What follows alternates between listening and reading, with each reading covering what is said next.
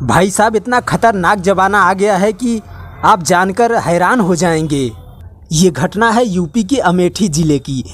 एक पत्नी अपने पति के सोते हुए आँख में लाल मिर्च डालकर चाकुओं से हमला कर देती है और जब पति अधमरा हो जाता है तो उसका प्राइवेट पार्ट काट लेती है। लगता है सब समस्या उसी से था। उसके बाद तो भाई साहब बात तो आगे बढ़ेगी ही।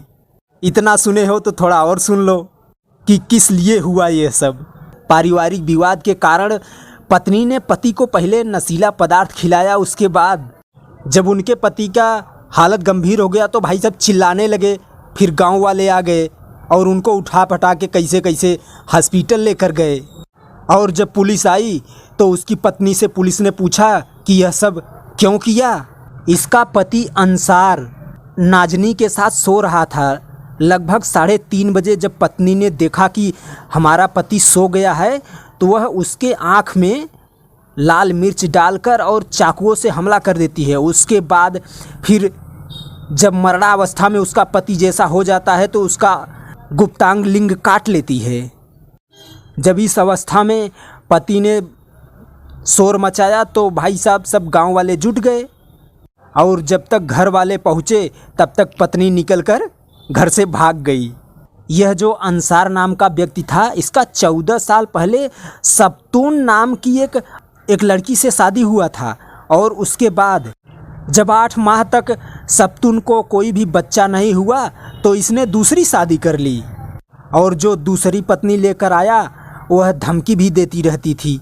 और कुछ दिन बाद ही पति पत्नी में जब विवाद हो गया और अंसार को यह शक भी था, इसीलिए वह देर रात तक जाग रहा था।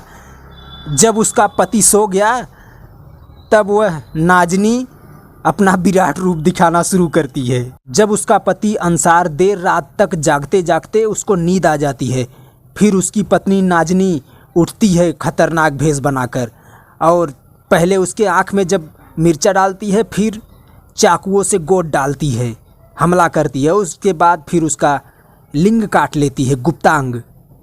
और फिर अंसार को हॉस्पिटल में भर्ती कराया गया। एक हॉस्पिटल में उनको ट्रांसफ़र कर दिया, फिर दूसरे में भर्ती हुआ।